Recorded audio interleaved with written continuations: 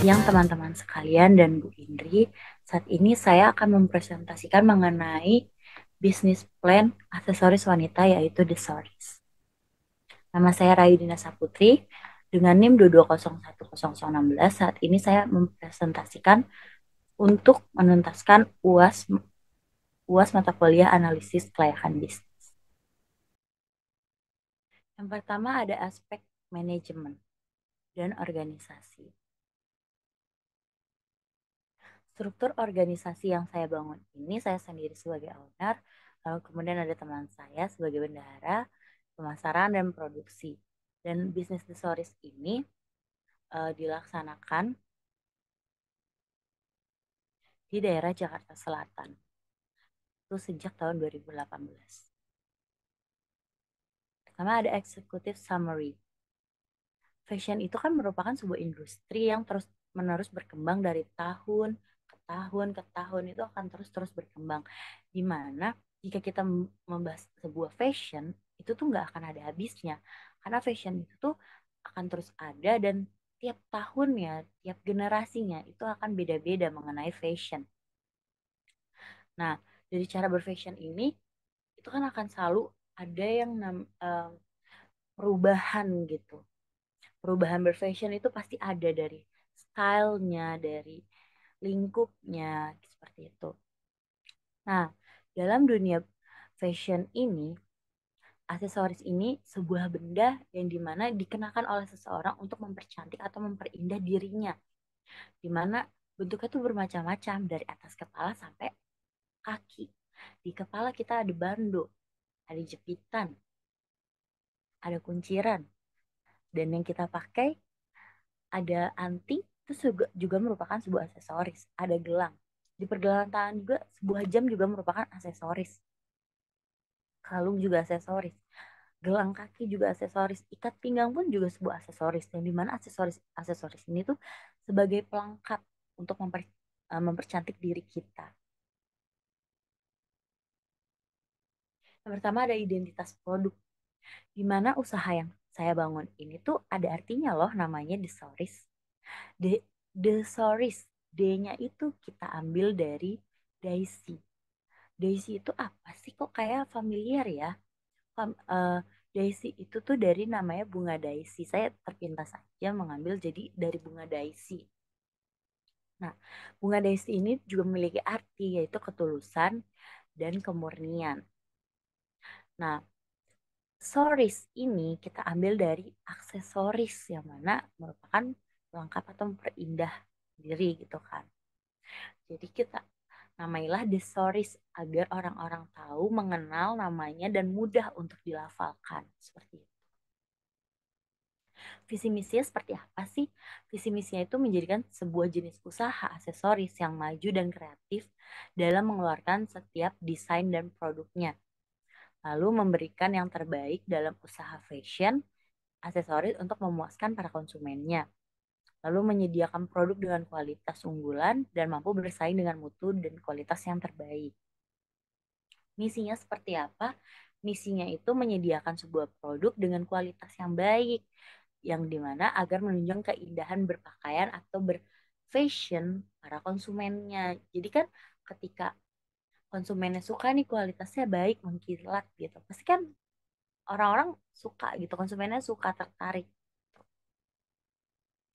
Tujuan dan sasaran usaha kita atau perusahaan, di mana tujuannya itu berperan aktif dalam bidang bisnis dan kewirausahaan. Lalu mencari keuntungan laba, yang ketiga mencapai target penjualan, yang keempat memenuhi kepuasan konsumen. Sasarannya seperti apa? Sasarannya itu kita tuh merupakan para masyarakat atau para konsumen yang suka mengkoleksi aksesoris atau memang dia suka dengan dunia fashion, desain, desain fashion. Itu pasti mereka suka namanya sebuah aksesoris. Nah, di situ kenapa? Karena aksesoris ini tuh selain mempercantik diri tuh membuat diri kita kayak lebih pede, tampil, betul?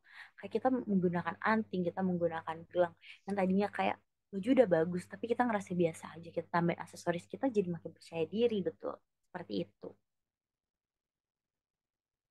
Rencana pengembangan dan keberhasilan. rencana pengembangan, di mana rencana ini untuk modalnya itu selain modal dari usaha kita sendiri, itu kita menggunakan atau meminjam kepada bank. Kenapa? Karena kan usaha seperti ini tuh modalnya juga lumayan loh gitu. Terutama dengan kualitas eh, bahan-bahan baku yang kita cari ini kita ambil yang berkualitas gitu. Yang pertama itu merekrut karyawan baru, kemudian mentraining karyawannya, terus saling berbagi ilmu dan saling membantu untuk menerapkan sistem penjualannya atau marketingnya. Dan ini pasti kan menggunakan yang namanya biaya ya. Lalu keberhasilannya di mana bisnis ini tuh bisa terbilang dengan peluang yang besar walau memang sudah menjamur, tapi ini bisa terbilang keberhasilan cukup berhasil. Maksudnya peluang besar ini yakin berhasil karena dunia fashion itu akan terus ada dan terus mengikuti namanya perkembangan zaman. Nah, bagaimana agar bisnis yang kita jalankan ini berhasil gitu. Yang pertama itu dari pelayanannya.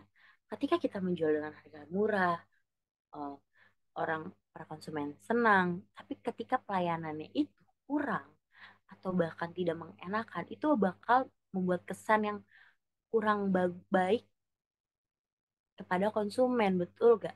Kayak, oke barangnya murah, tapi pelayanannya kayak gini, gak menghargai sebagai seorang konsumen.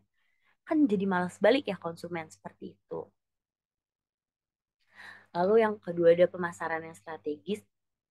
Eh, Kemudian yang ketiga keunggulan layanannya, di mana kita menjamin barang yang kita jualkan ini dengan produk yang berkualitas dan bagus gitu.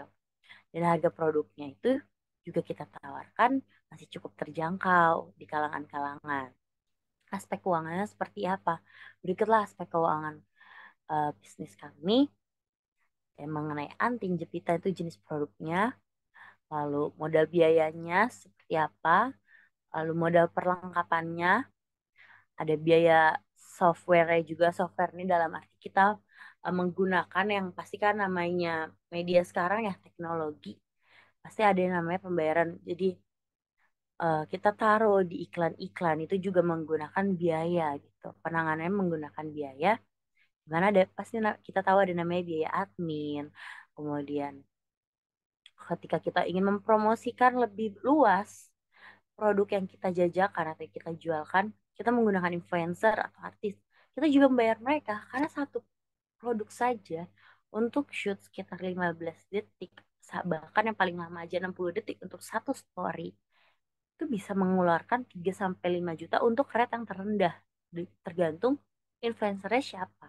Dan untuk influencer itu sendiri kita ambil dari yang memang dunianya senang dengan fashion gitu. Dan ini kayak total keseluruhannya bagaimana perhitungannya gitu.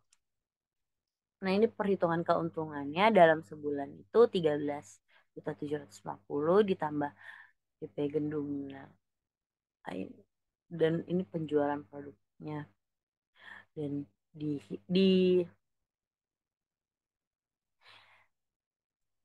biaya-biaya ini dikurangi dengan utang ke bank. Karena kan kita awalnya rencana ingin namanya meminjam modal dari bank karena ini tidak murah ya untuk menjalankan sebuah bisnis gitu. Dan untuk modal kita sendiri memang belum begitu banyak gitu. Tapi itu untuk di 3 bulan awal pertama aja, sisanya enggak lagi seperti itu. Kemudian marketing. Profil konsumen yang kami ambil tuh sebenarnya sekitaran umur 12 tahun ke atas, di mana umur-umur ini tuh lagi pengen-pengennya menampilkan diri mereka, mempercantik diri mereka dari aksesoris, dari penampilan mereka gitu. Nah, aksesoris ini kan menambah kepercayaan diri mereka kan. Nah, seperti itu. Mungkin dari gelang, dari anting, bahkan dari kalung juga seperti itu. Lalu ada karakteristik konsumen, di mana konsumen yang membeli produk ini, mereka menyukai dengan namanya sebuah keindahan atau kekilauan. Jadi mereka ingin tampil percaya diri dengan adanya aksesoris ini kan menambah mereka menjadi kayak, wah amazing dilihat orang. Lalu untuk peluang usahanya ini, Peluang usaha ini bisa dibilang menjanjikan, tapi memang tidak bisa kita pungkiri ada yang namanya para pesaing di luar sana pasti banyak kok toko-toko kayak gini. Makanya di tiap toko aksesoris itu memiliki ciri khas masing-masing. Seperti apa sih toko aksesoris ini? Oh, ada yang lebih menjurus ke aksesoris yang lucu-lucu. Soalnya memang target pasar mereka ke anak-anak, yang anak-anak kecil gitu. Ada yang memang ke orang dewasa, ada yang memang stylenya yang ibu-ibu, ada yang ke remaja, ada yang ke dewasa yang memang umur 20-an orang-orang kerja. Itu tergantung para pelaku usahanya masing-masing. Aspek produksinya seperti apa? Bahan baku. Nah, bahan baku itu merupakan barang yang utama dibutuhkan dalam namanya sebuah usaha, gitu. Terutama usaha produk. Nah, pembuatan ini tuh bahan bakunya di toko kita itu mutiara. Tapi kita carilah yang memang bagus, yang tidak sekali langsung kletek dan lain-lain. Kemudian produk apa aja yang kami jual tuh ada jepitan, ada anting, ada liontin, ada belt juga, di mana nanti kita akan tambahkan manik-manik. Ini semacam DIY kerajinan tangan, tapi bisa dijadikan peluang bisnis gitu. Terutama dengan bahan-bahan yang oke, berkualitas banget itu. Itu bisa menjadi sebuah peluang bisnis loh. Nah, jasa yang digunakan untuk jasa-jasa pengiriman itu sendiri, kita kan menggunakan ekspedisi. Yang bisa kita tahu ada JNT, ada si cepat itu banyak. Tapi yang ingin instan lagi, kita menggunakan semacam Gojek gitu-gitu. Gojek, bos, saya menggunakan para driver. Tapi tidak bisa dipungkiri juga karena kita memasukkan di e-commerce. Jadi em, melalui itu pasti ada namanya sebuah kerjasama dong gitu. Kita kan menaruh produk kita di sana dan e-commerce ini pasti sudah bekerja sama dengan beberapa layanan distribusi gitu, jasa distribusi. Bagaimana sih tahap pembuatannya? Kita ambil simpel aja pembuatan jepitan seperti ini. Pembuatan itu kita siapkan semua bahan-bahannya dari jepitannya, dari lem perekatnya atau alat perekatnya, kemudian si mutiara-mutiaranya ini kita beri alat perekatnya ini ke penyanggahnya. Ini kan jepitan ya, kita beri, kemudian kita tempel-tempelkan para mutiara dan ini tuh kita harus tahan. Kenapa? Agar mereka tuh merekatnya lama, maksudnya tahan lama gitu perekatannya. Itu kita harus ada namanya alat penahannya juga. Kemudian kita menggunakan alat pengeringnya, mesin pengeringnya agar cepat kering itu dan um, lebih cepat dan efisien aja untuk waktunya agar agar kita bisa prosesnya dengan lebih cepat dan lebih banyak. Kemudian ada kita menyiapkan sebuah packaging. Packagingnya itu sendiri nggak yang biasa semena-mena langsung masuk plastik aja nggak. Kita buat yang sedemikian rupa menarik perhatian atau ciri khas dari toko kita, kayak kita membuat greeting cards, selain ada logonya di situ juga kita tambahkan semacam quotes gitu kan, anak-anak sekarang kan suka nih sama quotes ya, lucu-lucu. Nah itu seperti itu, atau sebagai kata-kata um, penyemangat, atau bisa juga di custom untuk yang ulang tahun buat gift, dikasih kata-kata itu juga bisa kita. Lalu setelah pengemasan kita kita juga ada yang namanya foto produk. Ketika itu produknya mau launching, kita taruh di Instagram, kita taruh di e-commerce gitu. Nanti penjualan terjadi, adanya penjualan, ada yang beli, baru kita kirimkan dengan jadwal yang sudah ditentukan seperti itu. Dengan sesuai dengan pesanan konsumen. Jika itu memang custom, akan kita beritahu, oh kalau ini Kak ada PO-nya sekian. Sekian tuh maksudnya berapa lama yang PO. Lalu ada aspek ekonomi, sosial, dan yuridis. Dampak ekonominya ini, pendirian toko aksesoris ini akan membawa akibat secara khusus terhadap struktur ekonomi masyarakat, di mana lingkungan pendiri toko aksesoris ini Nah, hal ini dapat kita lihat nih dari peningkatannya, dari penghasilan karyawannya, di mana pendapatan rata-rata kerjanya itu akan meningkat dengan gaji yang diterima. Itu setelah bonus-bonus lainnya. Bahkan kalau misalkan lagi hari raya besar, kita memberikan juga loh gitu untuk gift for your buat kalian yang kerja di situ gitu. Nah, dampak sosialnya seperti apa? Dampak sosialnya dengan adanya rencana pendirian toko aksesoris ini membuka sebuah peluang. Ya dong, jadi membuka peluang peluang kerja gitu buat mereka-mereka. Di mana kita semakin banyak orderan pasti akan membuka gitu. Nah, dari sini tuh dampaknya itu ke karyawan apa aja sih selain pendapat ke pelakunya, pelaku usahanya, ke ke karyawannya itu sendiri bisa dilihat dari kayak karyawannya ini jadi makin mahir nih misalnya dalam kreativitasnya, terus dalam misalkan dia jadi tahu dalam mengelola bisnisnya seperti apa dan mengoperasikan bisnisnya itu bagaimana, seperti itu. Lalu ada dampak yuridis. Dampak yuridis itu apa sih? Kalian tahu gak?